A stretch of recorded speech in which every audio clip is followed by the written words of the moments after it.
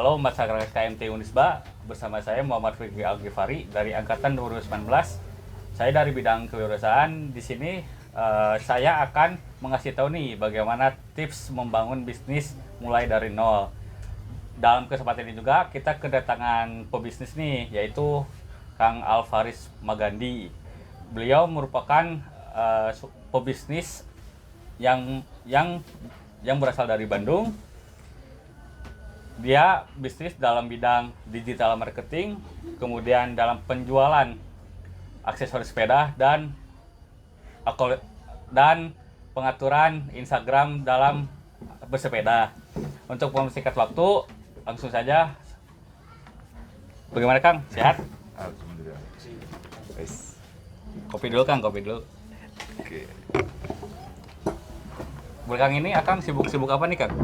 Kalau kesibukan aku tuh selain aku punya ada Lokita tuh digital branding. Itu lebih ngurusin brand-brand kayak Instagram Ads, Facebook Ads, Google Ads, atau kita pembuatan aplikasi juga kita lakukan. Selain itu aku juga ada media sepeda, media namanya tuh Suka Sepeda. Itu media informasi untuk para pesepeda gitulah. Yang satu lagi itu ada Cadence Before Dance, itu jersey produk sepeda. Jersey untuk sepeda. Nah, mungkin dari masyarakat KFC juga belum tahu nih bagaimana tentang Akang. Boleh Akang jelasin profil Akang dan profil bisnis Akang yang sekarang sedang dijalani gitu. Nah ya itu tadi, kalau Lokita itu kan digital branding, jadi lebih irisannya lebih banyak ke brand-brand atau ke perusahaan-perusahaan yang kita handle. Kalau si Suka Sepeda tadi menjaring komunitas sih sebenarnya tujuan utamanya, dan memberikan informasi pada komunitas-komunitas pecinta sepeda. Sedangkan kalau Cadence Before Dance sendiri itu menyiapkan aksesoris untuk para pesepedanya kayak gitu. Nah, ini Kang, kita nih sebagai awalan untuk buat bisnis tuh apa sih yang melatar belakangnya, atau apa sih yang menjadi acuan untuk dalam membangun bisnis tuh, apa yang harus diperhatikan, terus ya, apa yang harus nanti kedepannya bagaimana gitu.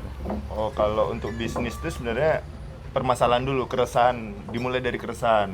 Jadi kalau misalnya mau mulai sesuatu, lebih enak kita mulai dari keresahan. Misalnya kita mau mencari apa nih, kopi misalnya. Di daerah itu kopi ada banyak nggak kopinya? Kalau misalnya suplainya kurang, ya udah kita sediain aja si kopinya. Sama seperti halnya yang produk kan, yang punya saya kan itu yang jersey sepeda. Kenapa saya bikin jersey sepeda? Karena kebutuhannya itu tinggi. Pesepeda itu melakukan bersepeda selama seminggu 7 hari berturut-turut, nggak mungkin bajunya itu aja, otomatis harus ada berganti. Dan kompetitor itu brand-brand lain yang berasal dari luar itu harganya cukup lumayan tinggi, jadi kita menjadi alternatif untuk yang harga murah gitu.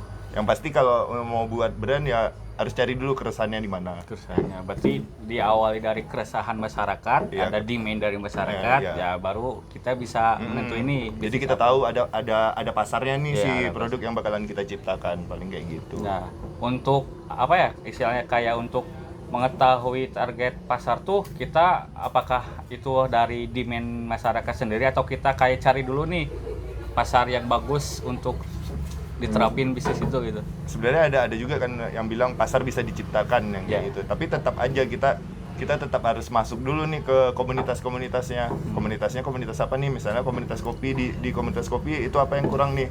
Susunya kah atau apa yang belum ada? Ya udah kita coba untuk menyediakan itu. Nah, kebetulan karena ada Suka Sepeda itu, aku tuh terjun langsung kan ke komunitas sepedanya. Jadi aku tahu kekurangannya tuh ada di jersey nih. Permasalahan di jersey dan aksesoris sepedanya itu. Berarti bisa dari kita tahu keresahan dan bisa tahu kita menciptakan sendiri gitu ya. Bagaimana pasar yang cocok untuk diterapkan. Yang cocok untuk diterapkan. Nah, mengenai itu Kang, tadi kan di bidang digital marketing nih Kang. Nah, untuk misalnya ada, berarti kalau misalnya orang yang mau membangun bisnis itu bisa langsung minta ke bagian Akang digital marketing, atau bisa juga dia mulai dari awal gitu Kang untuk kebangun bisnisnya tuh. Otomatis kita kalau sebelum memulai pitching, misalnya pitching sama klien tuh, kita nanya dulu nih, dia udah punya konsepnya sampai mana, udah punya brand guideline-nya kah, udah tahu target marketnya kah, atau kemana. Baru nanti kita pecah nih si pekerjaannya. Kita mau ngambil yang sisi mana? Soalnya untuk menggarap sebuah brand tuh dia kayak potongan kue besar. Jadi kita mau ngambil slash-slashnya yang mana nih yang mau kita kerjain. Karena kalau kita ngerjain semuanya itu lumayan berat, apalagi kalau itu brand besar kan yang masuk. Dan tujuan targetnya misalnya satu Indonesia berapa ratus juta penduduknya. Nah, itu kita harus di slash lagi pekerjaannya yang kayak gitu. Berarti ya bisa kayak langsung bikin sendiri tanpa ada bantuan dari orang lain. Ada yang bisa Bu Bang tuh ada bantuan dari orang lain juga. Ya, ada yang datang ke agensi, ada yang mau ngerjain sendiri si kliennya kayak gitu. Permasalahannya kan kalau ngerjain sendiri sekarang itu kan memang trennya tuh kolaborasi. Iya, kolaborasi. Kalau kita mau jalan sendiri tuh agak susah untuk menembus market. Kayak misalnya gini, saya misalnya skill saya di bagian produksi. Saya pasti nggak bisa menguasai bagaimana cara berjualan produk ini. Itu yang susahnya, makanya kita harus kolaborasi sama teman atau siapa yang bisa untuk bantu kita di marketing yang berjualannya. Karena kalau kita bisa menciptakan produk, kalau nggak bisa jualannya, produknya jadi apa nanti, nggak bisa dijual juga kan. Itu sayang. Jadi mending kalau mau bikin usaha cari partneran.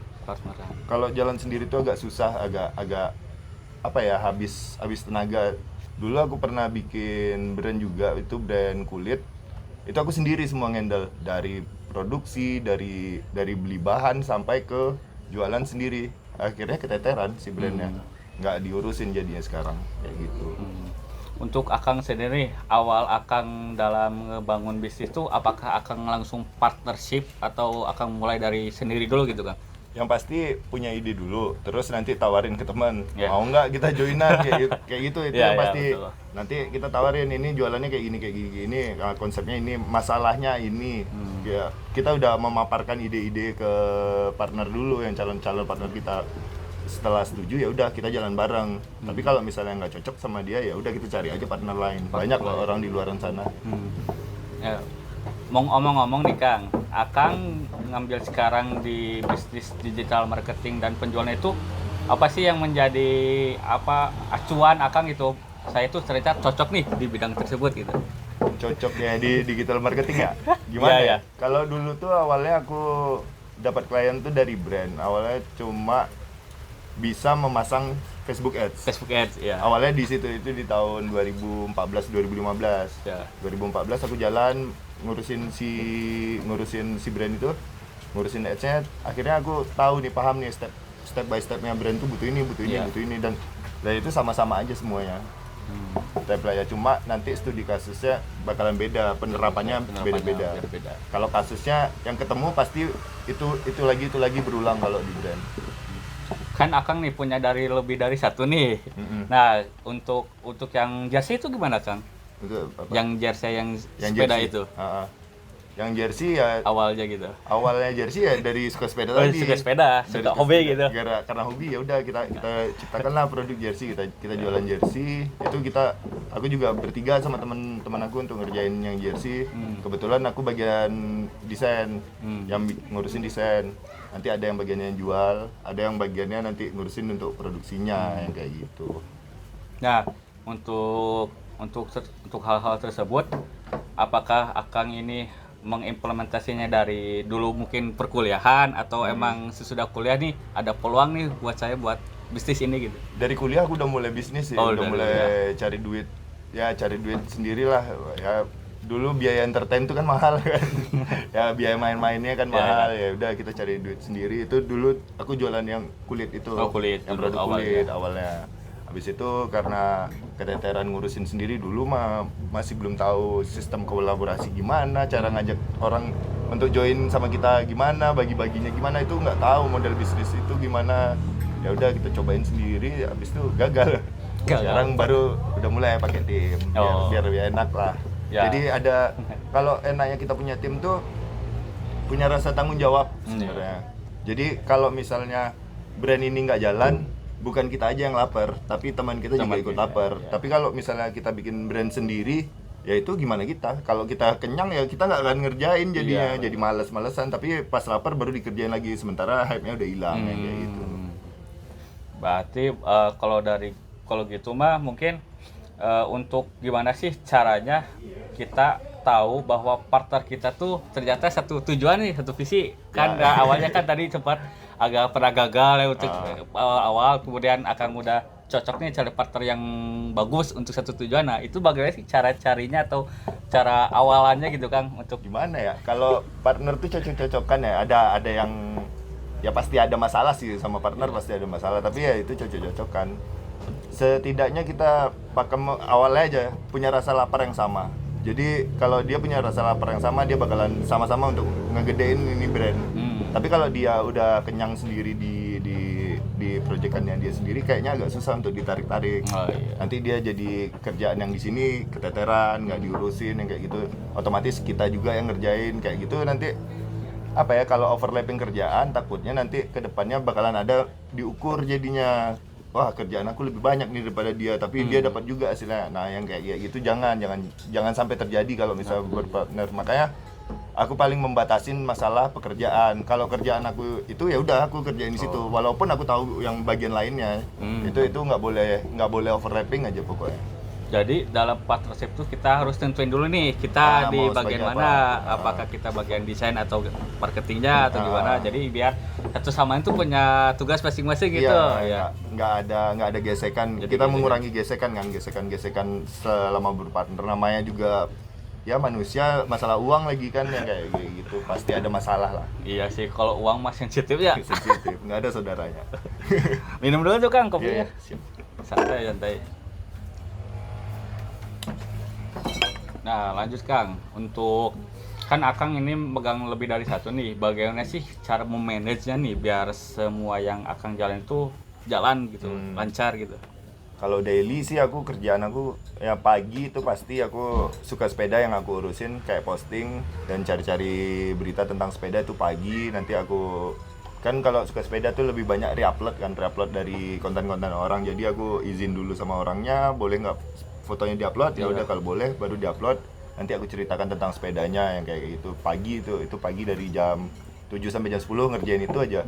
Nanti jam 10 ke atas itu aku fokus di Lokita. Nanti sampai jam 3 tuh ngerjain Lokita apa nih project-projectnya yang masih ke pending, yang masih belum beres, kerjain sambil nungguin marketplace-nya dari Cadence Before Dance. Jadi karena kan CBD itu jualannya online kan. Online. Jadi Nggak ada offline gitu. Nggak ada offline. Jadi ya udah sambil ngerjain Lokita bisa mantengin Cadence Before Dance. Oke. Berarti memanage itu penting ya dalam penting manage waktu. Jangan sampai ada kerjaan yang keteteran. Kalau bisa dikerjakan hari itu, kerjakan aja hari itu, karena takutnya nanti numpuk nggak beres jadinya. Takutnya nanti kerjaan ini nggak beres, malah partner yang bantu ngerjain kan nggak enak kan kalau kayak gitu. Mending ya udah tanggung jawab aja sama kerjaan masing-masing gitu. Nah, pernah gak sih Kang kayak merasa ngeluh atau kayaknya salah nih saya di bidang ini gitu, jalan bisnis ini gitu? Ada tahun 2020 lah. 2020. Iya, pandemi. Klien tumbang ya kayak gitu kan, klien tumbang. Pasar hilang, nggak tahu, algoritma berubah cepat yang kayak gitu kan, tren bisnisnya berubah semuanya. Jadi waduh nih ngaco nih masalah kalau di digital marketing apa yang mau dilakukan, karena klien banyak yang pergi aja gitu kan. Ya udah mikirlah apa sih bisnis yang bisa bertahan untuk ada wabah kayak gini. Apa yang aku lihat sih media itu bakalan tetap jalan. Makanya aku bikin media apa ya udah karena suka sepeda, ya udah kita bikin aja lah media untuk sepedaan. Ya udah mulai posting. Jadi ada gairah lagi, karena ada si suka sepedanya, jadi ada gairah lagi jalan. Yang penting aku di masa pandemi kemarin nggak stuck. Itu yang aku takutkan. Untung aja ada suka sepeda yang bisa untuk nyelamatin, walaupun non profitable si suka sepeda itu nggak ada profitnya. Capek aja yang ada gitu, tapi ya udah nikmatin karena senang aja gitu. Karena hobi gitu ya, sedang aja karena gitu. Ke media kan. Larinya ke media berarti Kang untuk mengantisipasi kayak misalnya ada pandemi atau apa-apa. Ada pandemi atau apa-apa, ya udahlah, ada kerjaan yang bisa dikerjain, ya udah aku tanggung jawab sama suka sepeda aja lah dulu, suka sepeda. Sementara sambil nunggu si klien-klien datang lagi. Untungnya sekarang udah mulai jalan lagi, ekonominya kan udah mulai jalan, jadi klien-klien udah mulai masuk. Malah suka sepeda yang mulai tinggal jadi ya mulai bagi waktunya agak susah lah sekarang. Berarti ada aja gitu ya di posisi terendah gitu dalam pasti ada posisi terendah. Cara terbaik itu dengan kita cari aktivitas lain gitu atau tetap bergerak aja. Pokoknya kalau misalnya kita di bawah ya udah gerak aja terus, mau apapun, cari pertemanan kemana-mana aja. Jadi kita tahu apa sih masalah orang, apa sih keresahan orang. Jadi kita bisa menciptakan solusi untuk masalah orang itu. Ya. Nah, untuk itu di samping kerendahan dalam berbisnis nih, ada gak sih dalam ketika berbisnis kita lagi penjualan cepet nih, penjualan banyak, apakah di situ dari Akang sendiri terus develop produk yang Akang miliki atau fokus ke banyaknya penjualan gitu kan? Nah, itu tergantung kebutuhan. Kalau misalnya di brand, kalau aku nerapinnya, kalau misalnya artikelnya masih bagus ya udah aku pertahanin itu terus untuk dijual. Paling yang dirubah variasi warna ya, kecuali nanti kalau misalnya udah mulai wah ini ada turun nih, gimana caranya, ya udah aku keluarin artikel baru, itu fungsinya untuk nyuntik artikel lama. Jadi artikel baru yang tadi itu naik, yang artikel lama ikut naik, jadi ikut jalan lagi karena ketarik dari artikel baru. Biasanya kayak gitu, bukan berarti tiap bulan ada artikel baru, sebenarnya bagus, cuma ya capek gitu, produksi gitu, terus mikirin lagi, campaign lagi, karena kan kita bikin produk bukan berarti bikin produk jual, karena produk harus ada campaign dulu yang harus disampaikan ke audiens kita. Nggak bisa kita tiba-tiba bikin produk jualan, mau nggak beli kayak gitu. Otomatis kita harus kenalin, misalnya aja kopi nih, ini minum kopinya, ini binnya ini diceritain dulu si binnya, baru tawarin. Nggak bisa kita langsung minumlah kopi, nggak mau orang kayak gitu. Jadi harus step by step kan, panjang lagi journey-nya, makanya sayang. Habisin aja dulu untuk artikel itu sampai bosan marketnya, baru buat keluarin yang baru gitu. Berarti langkah-langkah itu mulai dari apa gitu Kang untuk biar stabil gitu? Stabil di mana ini, penjualan? Ya, penjualan, dan ketika down gitu langkah-langkah yang atau tips-tips nih ya, dari kalau lagi down ya mulai diantisipasi bikin artikel baru, atau ya banyak sih sebenarnya trik-triknya kan, ada yang gimana caranya sell atau apa, kita cari penyebabnya kenapa drop ini penjualannya, apakah ads kita nggak kena, kan kita pakai ads juga kan, untuk itu ads-nya nggak kena atau audiensnya salah. Jadi banyak faktor-faktornya, nggak bisa kita tiba-tiba wah ini drop nih bikin artikel baru, nggak bisa kayak gitu, karena kita harus riset dulu nih, ini kenapa nih nggak kena. Mungkin di minggu ini orang belum gajian, nggak ada duit, minggu ini orang nge-spare duitnya untuk yang lain, yang kayak gitu kan, banyak pertimbangan lagi yang lain. Berarti banyak pertimbangan yang harus benar-benar ditimbangin gitu ya. Banyak pertimbangan, nggak bisa kita narik suatu masalah dari satu sisi aja, pasti harus banyak yang ditarik. Oke, berarti itu tips-tips dari Akang ya ketika ingin membangun bisnis atau ketika ingin drop. Mungkin pertama yang harus dilakuin, kita riset dulu deh apa yang harus dilakukan ketika down atau ketika lagi bagus penjualan. Kemudian kita harus memanage juga nih bagaimana yang artikel ya, itu. kalau tipsnya paling kalau mau bikin brand ya sekarang, untuk masa sekarang nih, siapin budget marketing siapin, karena kita saingannya sama ribuan brand yang ada di luar. Gimana caranya kita bisa ngepick marketnya tadi, budget marketing yang penting. Yang penting berarti budget marketing. Oke. Nah, kadang nih yang dalam memulai bisnis tuh kadang susah nih. Apakah kita harus fokus ke cari target pasar atau kita harus yang penting kita produk dulu nih, bagus-bagus ini. Nah, dari Akang sendiri nih, apakah dalam membangun bisnis itu kita harus fokus ke target pasar atau kita harus fokus dulu ke produk yang kita jual gitu kan? Target pasar dulu. Setidaknya tahu dulu siapa nih karakter yang mau beli barang kita, misalnya range umurnya dari 18 sampai 25 tahun atau 25 tahun ke atas kayak gitu. Biasanya kan itu udah jomplang tuh si marketnya, 18 sampai 25 ke atas itu udah mulai, kalau yang 25 ke atas udah mature kan. Jadi mungkin si produk-produknya kita harus nyiapin yang khusus untuk mereka. Jadi memang audiens tuh sangat penting karena mereka bayarnya. Bayar sebenarnya kalau untuk royal mah bayar yang royal, kalau sepengalaman aku ya. Umur 18 sampai 25 itu paling enak jualan di scoop segitu. Cuma untuk cari produknya di situ tuh udah red ocean, udah berdarah-darah, udah terlalu banyak. Apa sih yang dipakai sama 18-25? Paling produknya t-shirt, sepatu, jeans, jaket yang kayak gitu. Udah banyak yang bikin kayak gitu, bakalan berdarah. Makanya aku coba cari segmennya, dikerucutin lagi. Jadi biar biar aja aku dapatnya cuma 2% dari jumlah audiens yang Ya, banyak, banyak ini 2%, tapi dia beli kayak gitu. Berarti yang pertama tuh riset pasar dulu Riset nih. pasar tuh penting tuh.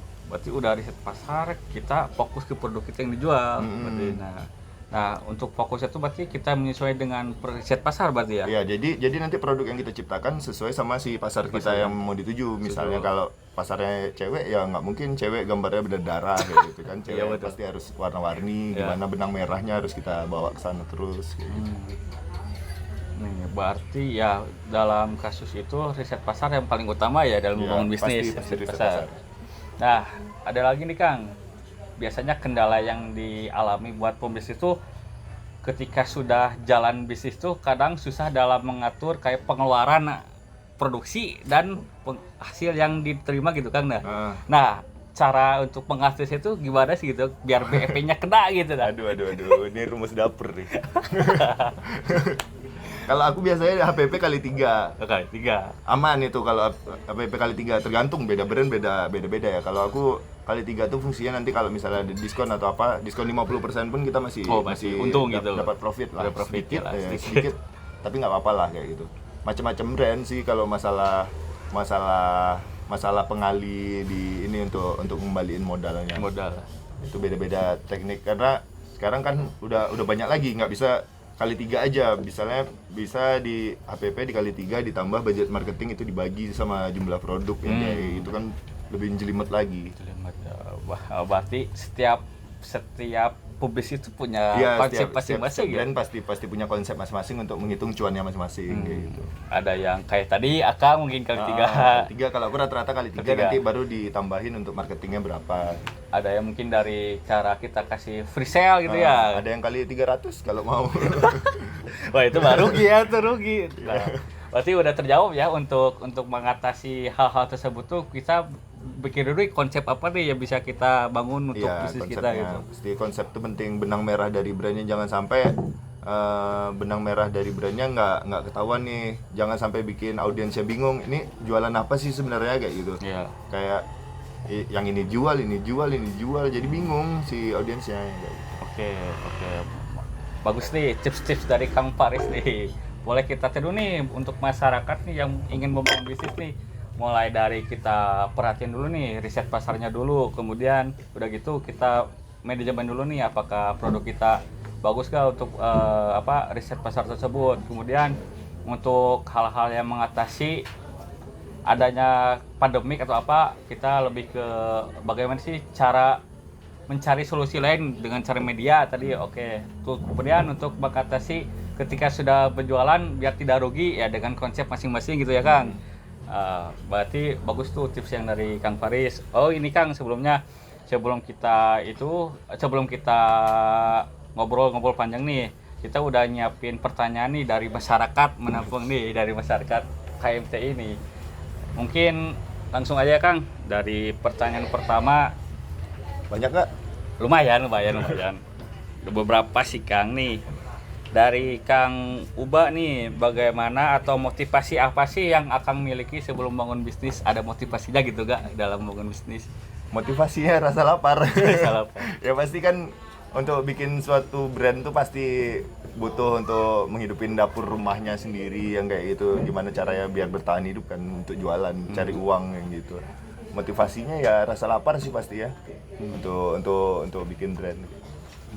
Mungkin Kang ada lagi nih Kang. Apa niat dan keberanian Akang dalam memulai bisnis? Niat dan keberanian? Iya katanya. Aku tuh orangnya penasaran. Jadi kalau misalnya belum aku coba, mau berhasil atau enggak, yang penting aku udah pernah coba. Iya. Daripada aku nanti lihat yang sebelah udah ngerjain apa yang aku pengen dan dia berhasil, aku kesel gitu.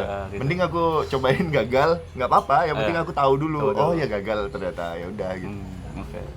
Jawab ya Kang gitu. Jawab keberaniannya asal hajar dulu gitu. Hajar dulu. Jangan sampai ada rasa penasaran aja. Karena sayang ide-ide itu harus dikeluarin, idenya harus dijadiin sesuatu nih ide. Jangan sampai ide mandek, ketahan. Kepala sakit sendiri kayak biasa kayak gitu kan kalau nanan ide. Mungkin nih Kang, satu lagi nih Kang dari penanya. apa yang akan rasakan atau apa yang akan melakukan agar pelanggan tuh merasa puas terhadap produk yang kita jual gitu kan? Oh, kalau itu banyak sih treatmentnya. Kayak aku biasanya kalau ngirim barang suka salah yang kayak gitu, aku kirimin aja lagi yang baru. Yang baru. Tapi tanpa perlu dia harus balikin lagi barang aku, atau nanti di dalamnya sengaja aku kirimin 2 item, nanti dia biar posting ke media sosial kayak gitu. Nanti kan dia nih, wah aku dikirimin 2 nih, posting. Kita dapat exposure kan dari audiensnya. audiens. Ya kadang permasalahan tuh memang sengaja diciptakan biar ada conversation di media sosialnya. Berarti yang pertama kita servis servis ke service. pelanggannya. Kalau misalnya ada Kalau misalnya nggak ada masalah nih, ciptakan aja masalah. Oh, tidak masalah. Ciptakan aja masalah. Jadi misalnya kalau aku biasanya ya itu kalau waduh flat aja nih komen ya. Ya udah Masalah aja gitu. Disalahin aja, sengaja salahin biar dia respon ke kita. Jadi ada feedback kan, ada komunikasi. Ya, Oke, kita komunikasiin, kita jabanin dia ngobrol, kita layanin, kita tanggapin lah keluhannya, kita ganti barangnya, terus ya udah dia jadi puas kayak gitu. Iya, berarti Nanti dia ada, wah sellernya ramah nih, cepet nih penanganan masalahnya, padahal itu kan kita ciptakan juga ya, kayak gitu. Berarti tipsnya ada kita bikin masalah, ada yang kita respon masalah Ada gitu. yang kita respon masalah. Oh, berarti gitu tuh masyarakat bahwasanya untuk untuk narik pelanggan puas tuh dengan situ kita bisa ngeresponnya dengan cepat kepada pelanggan. Ada juga kita bikin masalah dari buat ada feedback gitu ya. Biar ada feedback. Nah, mungkin terima kasih buat Kang Faris yang udah ngasih sama-sama. tips-tips dan pengalamannya dalam membangun bisnis. Mungkin nanti bisa diambil poin-poin intinya dari apa yang telah Kang Faris bicarakan, bahwasanya dalam membangun bisnis itu kita jangan merasa takut, kemudian kita harus memikirkan riset pasar terlebih dahulu untuk menjual produk kita, dan kita harus merespon pasar dengan cepat atau pelanggan agar si pelanggan tuh puas terhadap apa yang kita jual gitu kan. Iya. Nah, mungkin segitu pembicaranya Kang dari udah cukup kayaknya udah lumayan lamanya. Mungkin segitu yang bisa saya sampaikan dari bidang kewirausahaan mengenai bagaimana cara membangun bisnis dari nol dari Kang Faris Magandi. Mungkin segitu. Semoga video yang kita sampaikan ini bisa bermanfaat buat masyarakat KMTI. Sekian dari saya. Wassalamualaikum warahmatullahi wabarakatuh. Waalaikumsalam.